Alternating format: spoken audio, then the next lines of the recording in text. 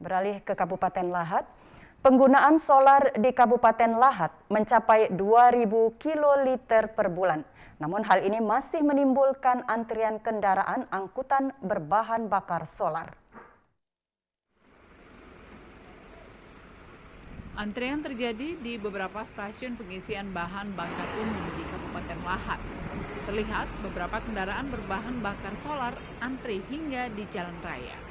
Menurut Saifullah Aprianto, Kabak Administrasi Sumber Daya Alam Setda Lahat, ketersediaan solar terbilang aman. Dalam sebulan, solar dipasok sebanyak 1.600 hingga 2.000 kiloliter yang tersebar di 8 SPBU di Kabupaten Lahat. Kendati demikian, kebutuhan akan bahan bakar solar cukup tinggi. Ketersediaan solar diprediksi masih aman hingga akhir tahun 2021. Pada bulan Juli sempat terjadi pengurangan jumlah pasokan solar, namun saat ini sudah normal kembali. Untuk penggunaan solar di Kabupaten Lahat kan kita setiap tahunnya kan mendapat kuota dari BPH Migas. Untuk saat ini ketersediaan solar kita relatif masih aman ya.